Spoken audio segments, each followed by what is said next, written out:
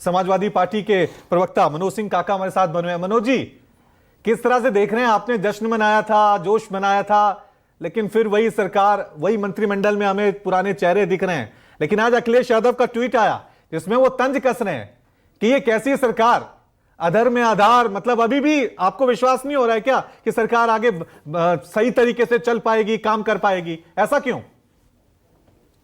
उनका जो ट्वीट आया उसमें एक वाक्य है, उन्होंने कहा कि कहीं भी कोई सामंजस्य नहीं है, और जब सामंजस्य नहीं है और जो विनोद सर बात कह रहे थे उससे अगर आप संबद्ध होइए कि अभी तो प्यार मोहब्बत है, अभी गृहस्थ आश्रम में जब ये सरकार प्रवेश करेगी, जब अपने चुनौतियों का ये सरकार सामना करेगी, तब ये देखा जाएगा कि ये सरकार चलेगी या अटल जी के 1996 और 99 की तरह 13 महीना और 13 दिन पर गिर जाएगी।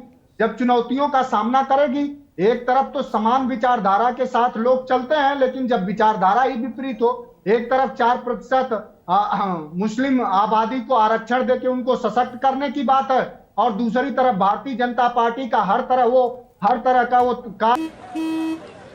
चल हो जा शुरू।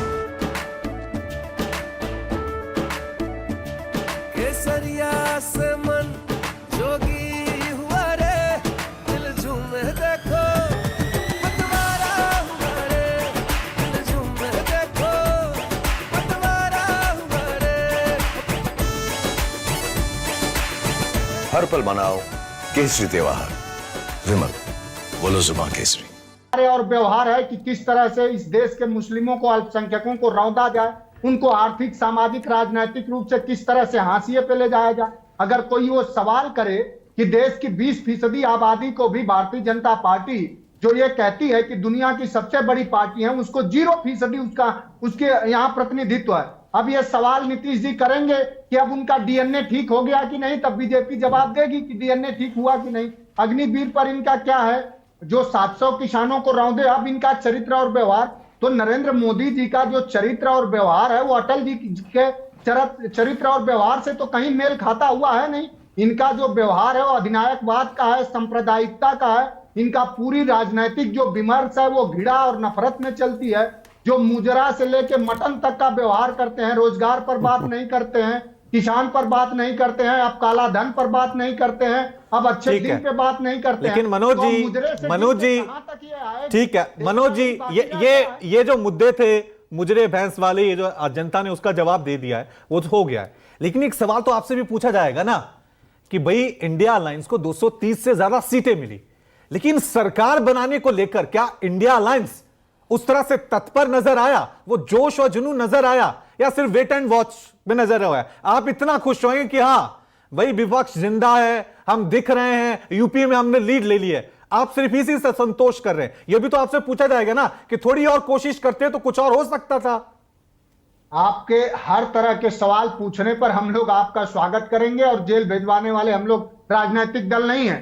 आप हमसे 1000 सवाल करिए, 1000 सवालों का जवाब मिलेगा। आप जो लोग 400 पार का दंभ भर रहे थे, जो बात योगेंद्र सर ने कही है कि इनका इकबाल कम हुआ है, उसमें बस एक शब्द मैं जोड़ना चाह रहा हूं कि भारतीय जनता पार्टी का और बीजेपी का अहंकारी इकबाल कम हुआ।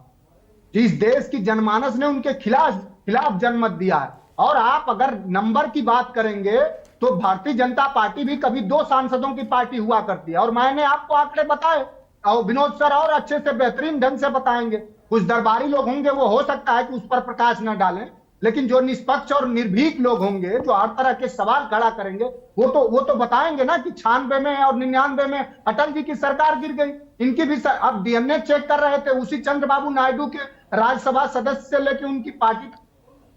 नहीं, मेरा सवाल आपसे यह था मनोज जी कि आप ना नीतीश को मना पाए, ना आप चंद्रबाबू नायडू को मना पाए।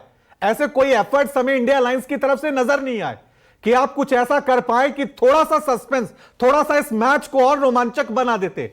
अभी भी लग रहा है ये मैच एक तरफा जा रहा है और बीजेपी बड़े स्मूथली सरकार बना रही है। मेरा सवाल ये था।